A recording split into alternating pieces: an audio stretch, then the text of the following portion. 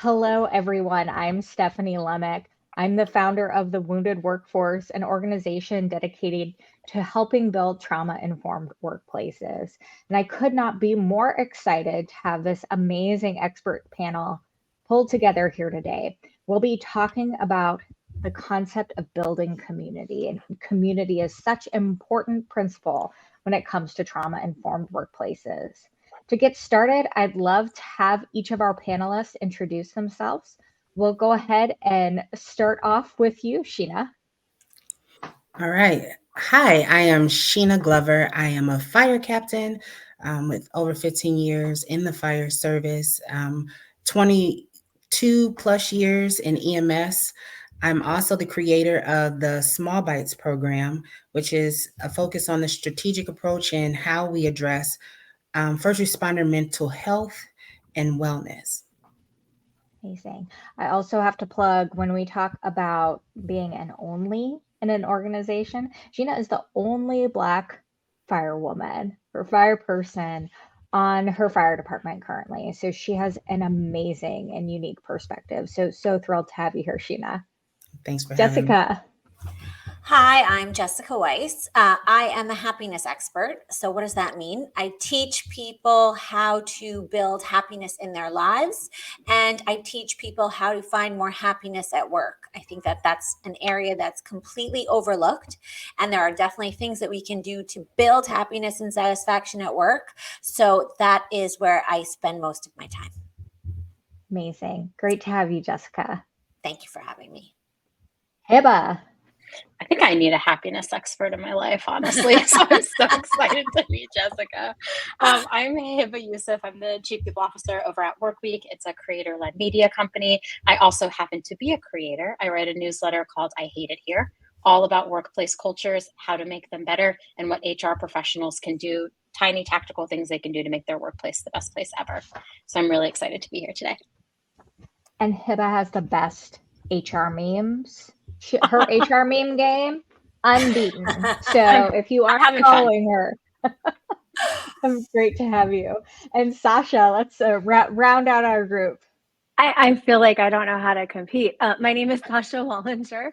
I'm a recovering chief marketing officer and a founder of Blockchain Style Lab, where I'm an innovation and foresight strategist, toggling the intersections between innovation, sustainability, and the fashion landscape. And I think that with regards to pioneering that you've done, Sheena, the gamification and joy that you've probably brought, Jessica, and Heba, the commensurating that you've led, I think I fill in some dots in the sense of enjoying the conversation around fun and play and adding that back into some very difficult ecosystems, which I'm sure, Stephanie, you can bring light to. So very happy to be here today. Absolutely. So great to have you as well, Sasha. Well, before we dive in and hear from our experts, which is what we're all here for, I want to give a little bit of context as we talk about building community or community as a principle of trauma-informed workplaces. So we're discussing the importance of building community today throughout and within all levels of an organization. And that's so key to creating a trauma-informed workplace culture. Community is super important for all of us. And with the recent declaration of the epidemic of loneliness from the US Surgeon General, it's more important than ever. And workplaces absolutely have a place in that solution. So today we're going to cover how to build community as and also why it's so vital to productive trauma-informed environments. And we're also going to talk a little bit about fostering mutual support or peer support as a key component of communities as well. So just a couple things we're going to cover. So while we dive into the questions, let's kick it off with, from each of the panelists, would love to hear why is it so important to build community throughout and within the workplace? Well, I don't mind starting that question. Obviously, as an only, having a sense of community is imperative because everybody wants to be included at the end and beginning of the day. I grew up with a strong background in sports, and teamwork was the core, and it didn't matter where you came from, who you were. once you were a part of that team, you were a part of the team. So having a safe space and a place where people feel comfortable and feel like they can have that opportunity of engagement and community, it's really truly critical because it actually helps with that part of the brain that longs and yearns for a little bit more, you know? Yeah, I agree completely. I mean, so the stuff that I talk about when I talk about happiness and happiness at work, one of the central tenets, and getting back to Vivek Murthy's report on loneliness, that was such a wonderful reinforcement of everything that I believe and talk about all the time. But I talk about the magic of friends, right? So, this idea that without friends and without relationships, there will be no happiness, there will be no contentment. And the truth of the matter is that most certainly applies in the workplace, right? So there have been a number of studies that have shown, obviously, I'm sure everybody here has heard the Gallup study that says, you know, if you have the best friend at work, that's the best predictor of satisfaction and happiness. That one we all know. But what I think is even more interesting as people have kind of dug in behind that statistic is it's really not even so important what we do at work, but who we do it with, right? So you could be doing the most crappy work in the entire world, but if you love the people that you are doing it with, you enjoy every single part of it. So I think that this idea of community and friendship, where people really love to say things like, I'm at work, I don't need friends at work, I don't need that, I'm here at work, after work, I'll go and, you know, pursue my friendships and my fun. No, why would you cut out that huge part of your life where you can develop community, friendship, connections, all those wonderful things? So I am a full-fledged endorser. I love that. Plus, on to everything Sheena and Jessica said, the other part about community that I think about a lot in my work is that it fosters a sense of belonging. And like at the end of the day, you want all of your employees to feel like they belong. They're going to do better work. They're going to feel safer. They're going to be able to be more creative, more collaborative. It's going to make your culture better. And so fostering communities at work can help contribute to that sense of belonging. And it can also make a really lonely environment feel less lonely. So when the world went remote and we all are like dealing with our own loneliness, how we used to connect is very different from how we connect now. And so rethinking what community even means to you personally or your organization is like a great place to start because it has so many amazing benefits. Yeah, I can echo that in the sense of when working with organizations to understand how they're going to connect externally with communities, it's indicative of the progress and the actual value that they present, how they reflect back internally their communities. And I think it's really interesting to look at, I specifically look a lot at Gen Z, Gen Alpha cultures, and think about, and I don't think it's just a commonplace that you're talking about building a trauma-informed workplace culture in the understanding of talking about community, because that community that we foster inside an organization really then mirrors itself, either it's a brand, a nonprofit, an organization, an amazing role, like saving people's lives in the fire community.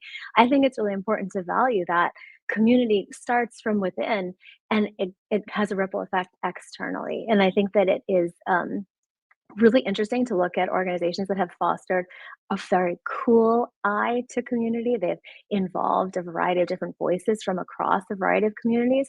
That is represented back in house. And I think that that's why it's super important. It's almost like having a glass house. What you create internally is going to be what you share externally. So it's very important to get that back. And I Oh my want to gosh, interject with that. I'm amazing. glad you Yeah. said that. You know, I want to piggyback on what Sasha just said, because that is one of the key concepts of small bites is really truly building out what is the community that we're serving and what role do I play in it and how do we best build our team so that we can be successful for the organizational outcomes and what we want to see on the other side of it. And so it's really critical to look at it from the lens that you shared, because we serve a purpose, especially as first responders, specifically of serving the public and meeting people on their worst day. And if you don't have it, like you're hopeful that the team and people around you can identify that so that they can step in the right way so that you can still get that mission accomplished in a very positive space. Yeah, we've all seen it gone wrong. So it's really clear when it goes wrong. So all the more reason to, as you say, get it right. It's amazing. I'm like already got goosebumps over here. This panel is amazing. So, when you think about community as it relates to the workplace, how does community or building community contribute to employee well being and productivity or even business outcomes?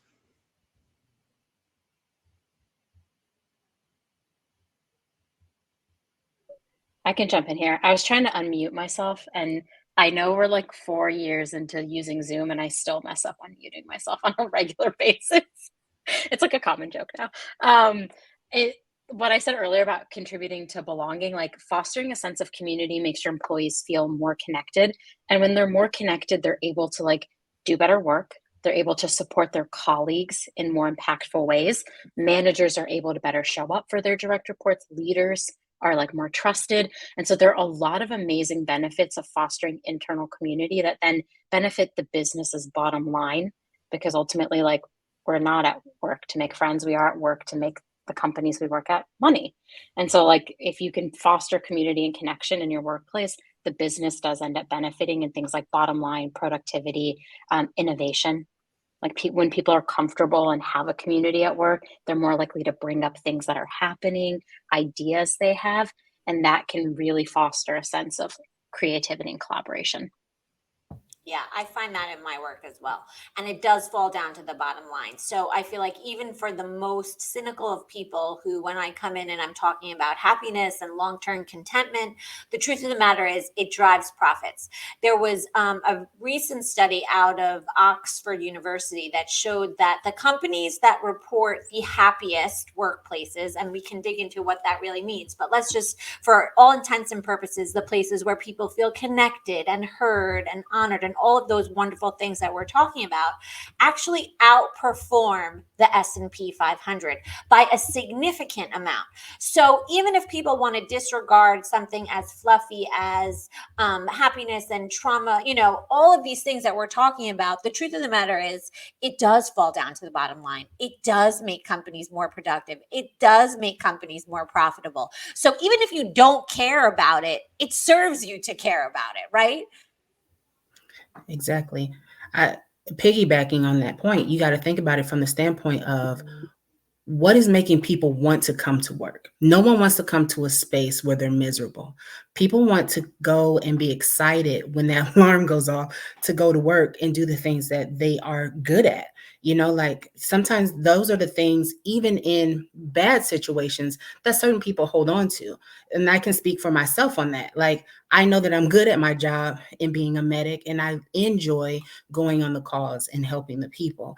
And I know that at the end of the day, my work in being able to be impactful with the people that I serve, even if the environment isn't necessarily 100% perfect, drives me to want to continue to be in that space. And so how do you foster that to allow everyone to really truly thrive? Like Maslow's hierarchy of needs, like everyone needs something to feel full.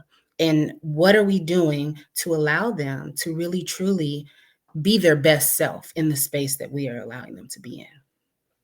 Yeah, I don't want to oversimplify it, but it's almost like comes down to playground behavior and antics from childhood, in the sense of everybody has their own jam. Everybody has their own thing they're bringing into the workplace or to the school, for the metaphor. They have needs that each other may not be aware of. I have a young child, so I see kids at the playground all the time, and I see how they are adaptive. I see how they're inclusive. I see how they're just kids and they're playing. And I think, and it gives me goosebumps to think about, but that's a really beautiful cornerstone of how we are, I guess, beginning to learn how to foster a community. There's a disconnect when we enter into the workplace, and Stephanie could probably educate me on this, but that we don't build that bridge of play, of acceptance, of listening, of these very basic, terminologies and practices that we learn as like good behavior techniques.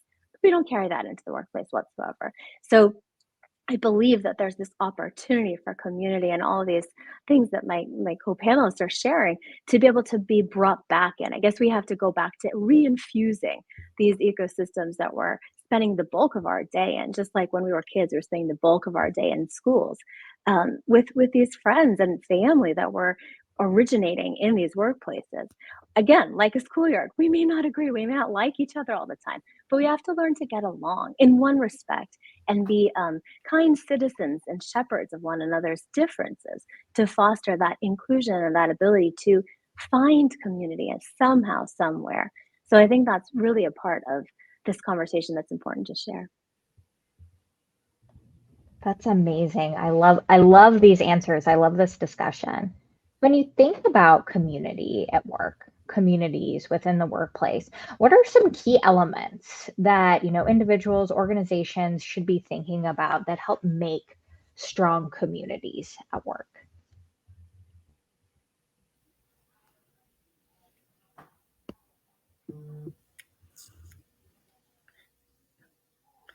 It's like no one wants to be first, right? Go get I it. We'll just just know. defer because you were first the first time. Go get it. Yeah, thank you. Well, in regards to the communities and what we establish, I think going back to what Sasha said in the previous question in regards to the opposition of being a child versus being an adult. When you're a kid, like my 3-year-old, you're exploring the world and you're discovering the things around you. And so you try everything and nothing is boxed in. But as we grow and become adults, we like to categorize things and put things into specific box to perform a specific way. And sometimes in putting things in categories or boxing it out, we start to limit what we allow certain things that look different to do, if that makes sense. And I think that it's really understanding that we all are here to serve the same mission, goals, and purpose and intentions of the organization. And it doesn't matter what the person looks like externally or what they may bring to the table. Bringing something different is the value. Like everybody has something unique that they have within their being, and even their experience before they got there and what they're bringing into the room. And I think it all holds a space. Yeah, I love that. I'm just going to go out of sequence and say that, I have the great good fortune to walk into organizations to serve them when they're more in this disposition of a passion committee. So, sustainability was a passion project before it became normal. Web3, emerging technology, was a passion committee before it became normal. So I get to work, and maybe it's not normal yet, but anyways, I get to work with these people who are incubating ideas and generally coming together across industries because they believe in what they're doing. And that's a very different ethos than, as you're saying, Sheena, being siloed and being matrixed and being told that this is where you fold and file in. And I think in those processes, there's a community, a self-selected community built because there's a desire, an inspiration, a passion. And Jessica, I'm sure you can back up the happiness that comes from that.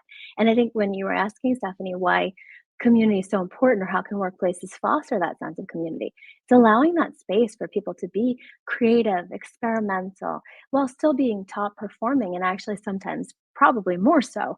But I do think it's important for an organization to be brave enough to allow creativity and innovation and experimentation to occur within their walls.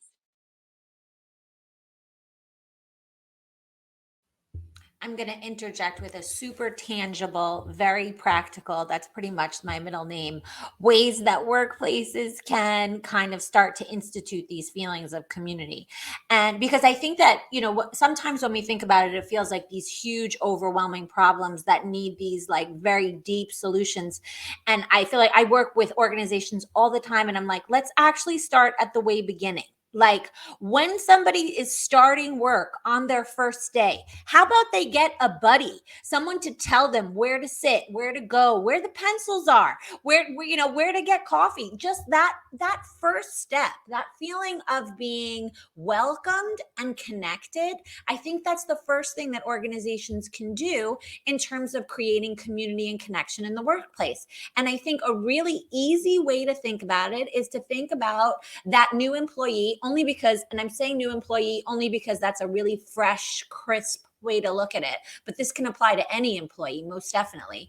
But think about how that feels as they walk in the door the first day, whether it's a virtual door or a real door, right? And all the steps along the way where they can be shepherded and guided into feeling like they belong. So it can be as simple as giving them a buddy when they start, or it can go down to, for more established teams, this idea that, let's foster connection within our team. What as a team can we do that's going to grow our sense of collaboration? And sometimes that can be as easy as like, let's do a team lunch. What's some outside interest that you have that you can teach all of us? I mean, I'm getting really basic and granular, but to be honest and truthful, this is the stuff that works. This is the stuff that starts to foster community and connection and friendship, right? So I think that so many workplaces create these, what is it? The team bonding things, which, to be perfectly honest with you, makes me want to like roll my eyes to the back of my head and look for the quickest exit. But I think that if we do it in a really genuine, authentic way, that's an amazing way to start to connect people and have authentic relationships. I think one more thing, and then I will stop speaking. One more thing is, when you're recruiting, right? Even as a manager, as someone who's leading a team, I think that this has to be top of mind. You need to hire someone. If there's going to be a new person that's coming into your team, you need to hire someone that's going to get along with your team. That's a personality that's going to be, an addition. Now, that doesn't mean that they need to be similar to, alike in any way. None of that. It just has to be a personality that we all want to hang out with and have fun with. These are things that don't happen by accident, but if you just give it a tiny bit of thought, I think in some ways it's super easy to create connection at work. I personally, as a career HR professional, feel victimized by the number of escape rooms I've done. I don't know if anyone else. I will never. You could not give me enough money to do an escape room. It's like a common joke. I do not want to be trapped in a room with people I don't want to be in. Just like, I hate them. Stop doing it. I've done like 20 of them. I hate them. And one of them was like Saw themed. And it was like, they were like trying to like handcuff me to a pole. And I was like, no, I'm drawing the line. This is my boundary. Well, I'm someone who, anytime you put me in a situation where there has to be like forced fun, I like run for the hills. And I feel like all of those like team bonding things, it's always forced fun. Like I will not go out on New Year's Eve. To me, that feels like forced fun. I'm way happier at home. You know what I mean? So any kind of like forced fun is not the way that you're going to kind of cultivate connection and relationships and community at work. Yeah. From the HR perspective, like one thing to add is like your employees are probably self-organizing already. Like they don't want to be forced to have fun. So they're going to find their own way to have fun. And as an HR person, it's like my job to help them facilitate that piece of community. I don't think it's necessarily my job to manufacture it, because forcing people to be in a community together, and no one wants to do that. A lot of times your employees are going to find their people. Like a lot of underrepresented groups in the workplace are going to find each other. Moms are going to find each other. Like certain ethnic groups might gravitate towards each other when they realize they're celebrating the same holidays and taking the same day off. Like there's a lot of that already happening. And so like our job in HR is, we're not the party planning manufacturing committee. We're like the how do we support you and let you thrive committee. And so it's like if your employees are creating employee resource groups, like are you paying those leaders? Are you giving them a budget to do events? Like, how are you supporting them that way? Because there's a lot that you can do in HR to help people who are already doing a lot of the hard work. Like folks are going to find each other. My favorite example is like when I got to work week, I was like, why are we not talking about pop culture? Pop culture is like my favorite thing to talk about. So I created a pop culture Slack channel and I was like, who wants to join? We're talking celebrity gossip. come join us. And now we have like 20 people, and that's a community in itself. We have that little spot in that space to talk about like the pop culture. And there's also the flip side is like, that's like funny. There's also serious things that people will find their people. Like working moms are experiencing like so much in the workplace, balancing their careers, their jobs. Usually they're the primary, usually even in a 50-50 relationship, there's like a stat about this. The working mother still does more work. And so like there are groups that will form at work that they can support each other through that. And that's super powerful. And me stepping in as HR to be like, let me manufacture a happy hour for you guys is not helpful. What's helpful for me is saying like, I'm glad you all found each other. If you want to organize as a group, how can I support you? What can I do to give you more information? Like that's, I think, really HR's job in helping communities thrive at work. Hiba, that is so refreshing. I love every single thing that you said. You need to like scream all that from the rooftops, right? Because I feel like that's everything that is wrong with corporate America, right? Yeah. I don't need to manufacture anything. It feels disingenuous. People are going to see through the bullshit. And then people are going to ask me like, oh, HR is involved. Like how much of what I say in my own community is protected? And I'm like, I'm not stepping into that. That is, your safety is gone. The second somebody asks, oh, HR is here, now I have to worry about what I'm saying to my community. That's like trust is lost then too. And I think like there's also like a feedback loop with certain communities. If you have a community of like underrepresented employees and they are raising their hands to say, why aren't we being promoted? Why does our promotion cycle look very different? It's our job as HR to like take that information in and honestly understand that they trust us to tell us that. And that means like we have to intervene. So there's community at work is like beautiful, and I'm so passionate about it. And I have found some of my best friends from my communities at work, and I'm really thankful for that. Like Hiba, you said a lot in regards to making sure that there's trust and a safe space, and I say that from being in the position of disadvantage sometimes by being the only, because there's nothing to fall back on because there's no one else who looks like you. Like what you're saying isn't really that big of a deal or any form of priority because you're the only one experiencing it and no one else is going through that. So to go to someone and tell your truth and hope that they receive it in the way that you need them to, so that you can continue that level of safety is critical to, like the output that you get from that individual, and their overall mental well-being and just overall encouragement and wanting to be in an organization because you selected them for a reason and they're there. So how do we make them a part of what we're doing? Sheena, you teed up my next question perfectly. I didn't have to bribe you. I love this. So a lot of times we talk about building community, ERGs get brought up, or, I love what you said, Hiba, about people finding their people. I love that. I'm going to grab everything you said and show it to every leader I meet from now on.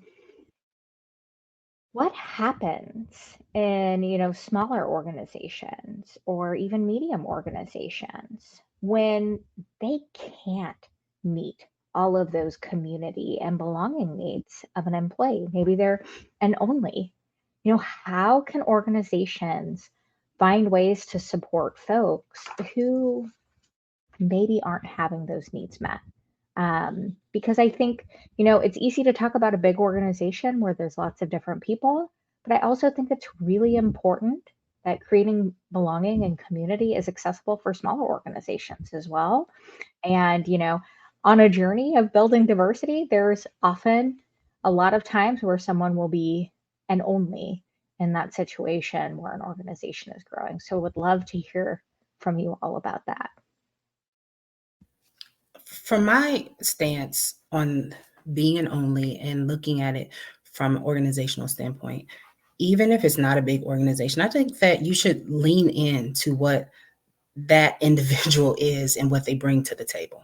And I think actually really truly identifying the similarities versus focusing on the differences, because I think differences set us apart. And most time people fear differences because a lot of times in certain spaces where you are the only, the fear is that you're going to come in and somehow set somebody's opportunities, you take those away from them in some way, or you're altering the environment in which they're comfortable. And so they're losing, and people fight against things that they're going to lose. It's about change and being uncomfortable in certain spots. How do we make this space comfortable for this individual coming in? And not only for the individual coming in, for the individuals who are already here.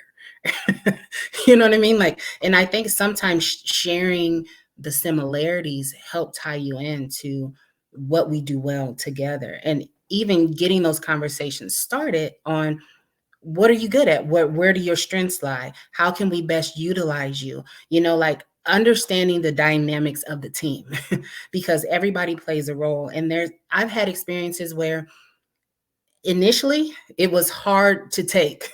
Here's Sheena, she's coming in, who is this person? And then we're in a situation where now Sheena being here is beneficial. And then to have that successfully go, and it goes well, the conversation's different, and you see their shoulders drop, and now people are starting to feel safe and comfortable, and oh, it's not as bad as I assumed it was going to be, because a lot of times people just live off of stereotypes and don't really have really lived experience with the person who may be different. And sometimes people are fearful of even initiating that conversation. So who is it on to really start the dialogue to make sure that that can be worked out? I think in my experience, like I have worked at 4 startups now, and I think, wow, I really am questioning my life choices. There's a lot to unpack there for another day, but and they've historically been smaller, like sub 250. I've been at one sub 50. I've been at one sub 75. Like I've seen the smaller ones where I am the only in a lot of rooms, either only woman of color. Like it can be a lot of pressure on the head of HR to do the right thing when you're thinking constantly about who's being left out of this experience. But like 2 things I would say are super important is, one, be honest what you can and cannot support. So like the thing that I think is really shitty, am I allowed to say shitty, Stephanie? I'm going to say shitty. So the thing that I think is like really shitty is when companies are like, we care so much about equity and inclusion and diversity, and then literally every action they take proves that they don't care about it. And so what I would rather say is, like, if you cannot support someone in a certain way, say you're at a startup that's 25 people and you cannot support someone taking parental leave, you should not claim that you are the workplace that supports parents. You just shouldn't, because that's going to set everyone up for disappointment. And so like I think the biggest thing about like smaller orgs where you might not have that big of a group is like be honest about what you can and cannot do, and also be open to hearing feedback about what isn't working. And so like when I build HR processes, I build them from regardless of how long I've been building them, I still build them with like my lens of my perspective. And every HR leader out there needs to remember that, because a large part of the population, like HR is majority women, like 70% of HR is women, right? And so like if you're thinking about it, like we are inevitably building from our lived experience, and that process might not work for everyone. So after every process we run, whether it be like performance reviews, recruiting, it's really important for anyone to ask, like, did this process work for you, and how can I make it better? And to be open to hearing someone say, like, I don't feel like my experience or like my perspective is represented in this process. That's a lot to unpack. Well, just to add to that, because I similarly have also worked for mostly smaller organizations, but my clients have usually been those really big organizations. And I do think that, while maybe smaller organizations don't have like the money or the capacity or the resources or whatever it is, I do think that they're in a unique position to be super agile, right? And super responsive. And I think that's what's wonderful about small organizations, because like, for example, exactly what you're saying, Hiba, I worked in an organization where there was no maternity leave policy on the books. Nothing. And the only reason why there wasn't, I mean, as like horrible as that sounds, is because everyone who worked at the company was super young up until that point, right? And it hadn't become an issue. And then a bunch of women who had worked there for a while all became pregnant, and they were like, hey, listen, we actually need a maternity policy. And you know what? They responded and they did it. So for me, I think smaller organizations are in this unique position to be super respectful, super resourceful, right? They can respond really quickly. So I think that that's something that's really actually hopeful. And I am, as someone who prefers like being in a smaller environment where things are really agile and move fast and we can change and adapt, I think that's something that's kind of wonderful about that.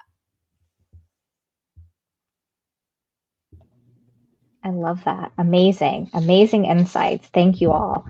So, when we think about leaders and managers, what role can a leader or a manager within an organization play in terms of fostering community on their teams or creating a sense of belonging, empathetic workplaces, where everyone can be successful?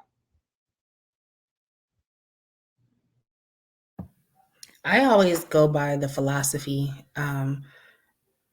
it's not about you, but it's all about you. Meaning that being a leader that understands that you are being watched and you are the example. And sometimes you have to put yourself to the side when it comes to certain issues and put what you may believe to the side to be that person who is the help. Like I tell my crew all the time, I don't lead from the front, I lead from the back because I'm here to support you. I'm here to foster what is good in you as an individual, because if I'm not here, I want to know that you can successfully navigate what this looks like and perform in the manner that you expect me to perform if I'm absent. But by leading from behind, you can see where the strengths lie. You can kind of really, truly do an analysis and have that situational awareness in times of really monitoring and identifying who it may be a leader who doesn't recognize that they're a leader within the team, and really just kind of push it forward through yourself and the things that you do, the things that you say, the time that you make. I think that that matters to the greater scheme of everything that we do, especially for those individuals who are underneath our leadership.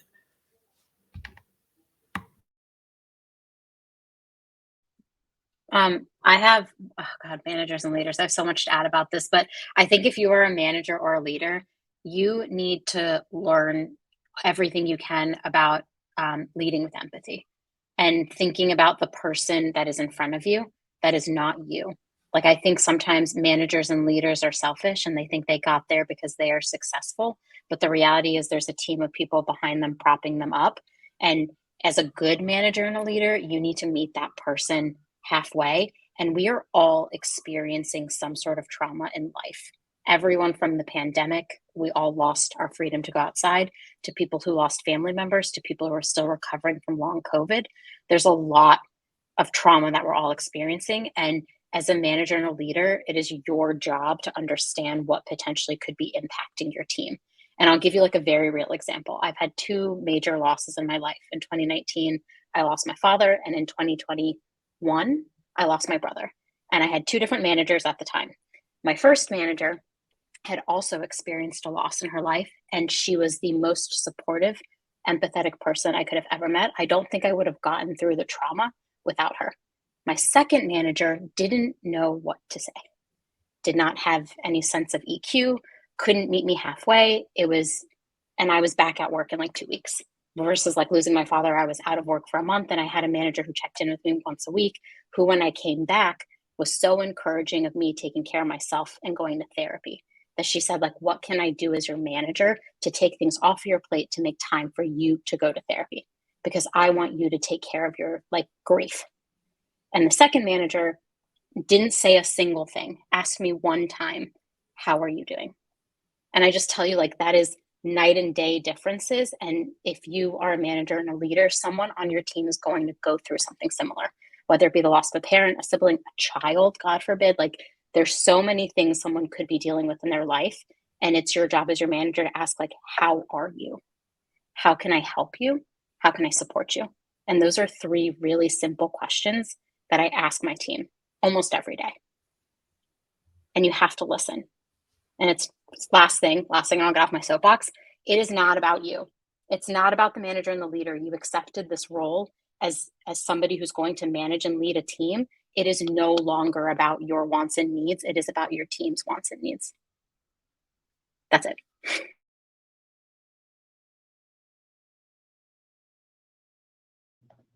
We love the soapbox moment. Soapbox positive environment right here. One thing we've got to talk about, it's a hot topic, remote and hybrid workplaces.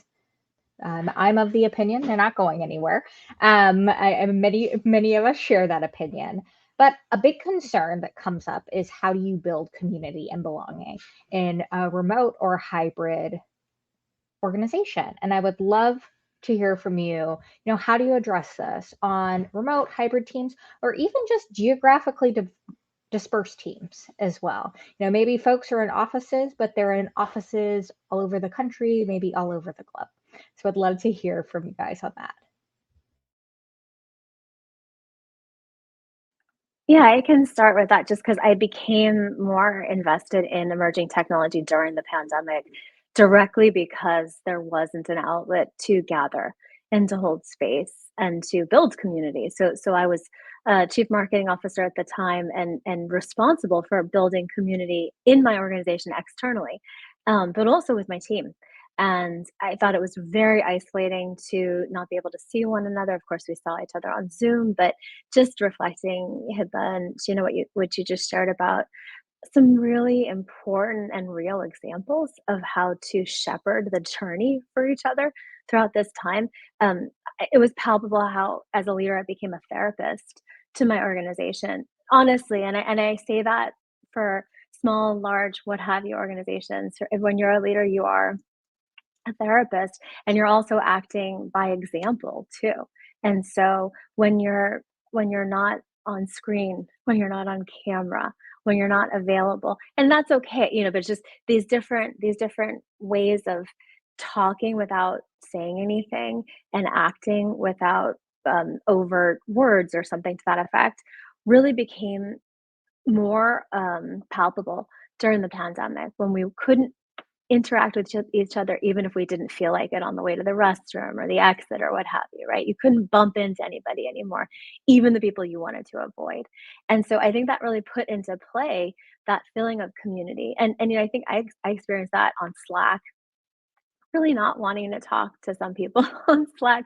I love HIPAA. I would have been all about your pop culture Slack channel, but there were other channels that they weren't me and they were distracting, right? And I think it became something that was a really isolating feeling, honestly, because I think we weren't yet having the conversation around loneliness that we are right now.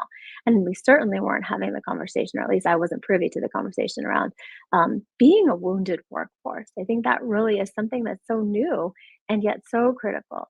And so I think just number one, awareness, and number two, being able to implement different tools and technologies and mechanisms that can bring together community. I mean, again, when I was listening to all of you chat, I was thinking, I always champion the underdog because for me, community isn't necessarily about self-selecting into groups. I don't, and that's just not what I do. And it's not that, it's not a criticism. It's just not where I naturally come from. I'm a lone wolf.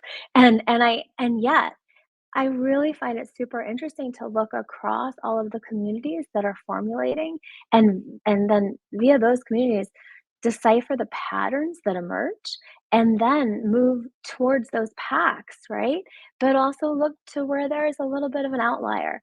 And frankly, that's where my delight comes because those are the people that have really fresh ideas. And I love, Sheena, that you said there's a reason for people to be there, right? Give them a voice, give them a position, give them a moment to be listened to. So, anyways, I may have frayed off of the question, but I think it's really important to realize that we absolutely have, there's so much to learn from one another. And it may not be that you and I learn in the same way, but we have so much to share. So create an access point that feels comfortable. Dive into what those are across your organization. It may be, and I mentioned this, but you might just not want to be on camera this day. That's okay. You have to normalize a lot of different behaviors that we didn't have to think about when I started the workforce. So I think it's really important to think about that, just in the context of the question you posed, Stephanie.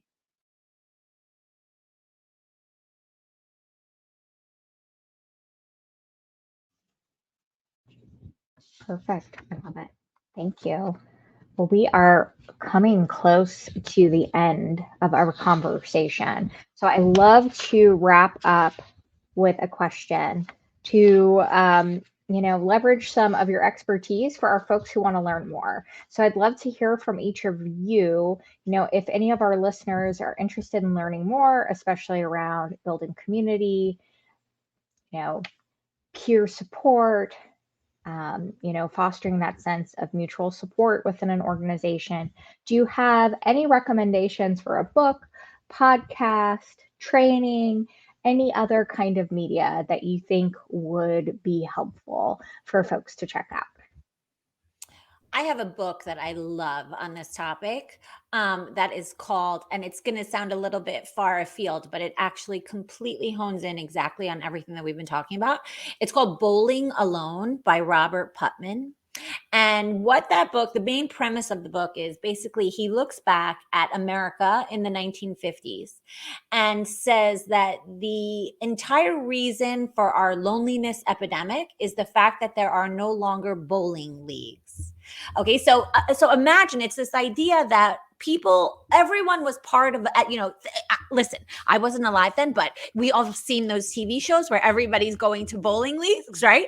So it's this idea that there was connection, there was a sense of community, there was diversity. It was like a regular point of connection that people continually had. And from there, outgrew everything else from community. But he points to the dissolution of community local bowling leagues as the point where we need to begin to fix the loneliness epidemic. And that then then we start to talk about what can we do today, right? So in my work, where I talk about friendship and happiness and the importance of relationships, I always say join a club. I mean, I know that sounds kind of silly. And sometimes as an adult, what does that even mean, join a club? Well, join a club means whatever you want it to mean. Even if it means going to yoga class on a regular basis, you're joining a club, right? You have an extracurricular activity. But the book is brilliant. Bowling Alone by Robert Putnam.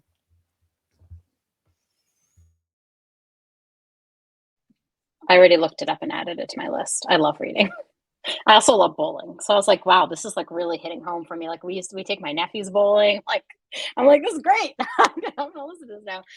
Stephanie, you posted a list of like 13 books that people should read. I think it was like either 11 or 13. All of them are excellent recommendations. And I just think like, if you are thinking about this concept of like community at work and trauma-informed workplaces, like the one thing you can do is there are a ton of resources out there. Please, Stephanie, read the list that Stephanie had. It was a wonderful list. But also, do some work on yourself. I think this is like something everyone could stand to do more of. I know I could like look internally and ask yourself, like, what are the things I love about myself? What are the things I might want to change about myself? How can I become more empathetic to the people all around me? Compassion, I just think is beautiful. It's empathy in action. And there's a lot to say there about like even people who are more grateful are happier. And so just like really thinking about yourself and the role you play and how you show up and understanding that like you have the power to like amplify so many things if you just think about what it is you want to do. I'm going to do a shameless plug for myself. I have a podcast that I am doing with my son. He's 21. He's been with me through the whole ride of my career, and it's called Hypervigilant Mindset. It's the basis and premise is to create a safe space for conversations that are difficult. It works off the principles of my Small Bites program, and we just have real transparent conversations that are necessary. It's launching next month in October, which is coming soon. We cover all kinds of topics from leadership to self-awareness to just about everything. And I think it's going to be really good. One place you can find more information on Small Bites is www.smallbitesprogram.com, and it will also link you to the hypervigilant mindset. So it has a website itself that's separate, but that doesn't launch until the podcast is actually live. So I'm going to give a shameless plug for Sheena's podcast and her work with Small Bites too. It's truly incredible. And I've known Sheena a long time, and it's just so incredible to see someone so dedicated to helping others in every aspect of their career. So extra plus gold star plug for Sheena's work. Amazing. Yeah, I was going to say I'm going to check it out. I look forward. Congratulations. That's a big endeavor, as we all know. It's hard to incubate something while incubating another couple other things, which it sounds like you've been doing. I was just going to say, we joked about escape rooms. I played a Roblox game with a friend, so a gaming platform game with friends a million years ago, and had a late night conversation at a South by Southwest moment about blockchain. And that took me to where I am today, where I'm at the apex of so many crazy things that I would never have thought myself to have been invested in. And I'm saying that because I think it's okay to look for community in very unexpected places. And so I just encourage your listeners, your attendees, Stephanie, to look for the hidden mysteries and uncover. I call myself a hidden connections detective. So uncover those hidden connections that you might not think of.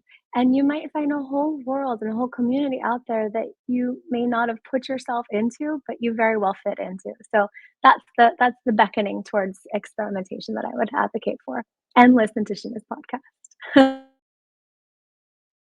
So amazing. And there's another podcast on here we better plug just because it's one of my favorite podcasts as well.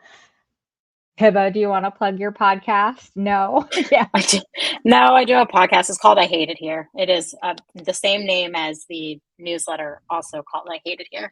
And we just talk about things happening in the workplace. I interview like CEOs, founders, HR leaders about my first episode is about like working moms. My second one was about like the future of HR.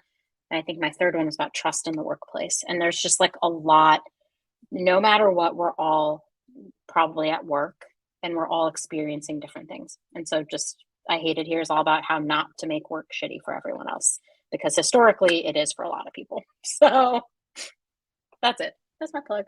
Amazing. Amazing. And as a former only HR person, I definitely appreciate the community you're building for HR professionals. Well, thank you all so much for sharing your expertise today. This has been such an amazing discussion. Thank you all who were able to join, and look forward to our next panel, which will be on collaboration. Thank you so much, and see you all soon.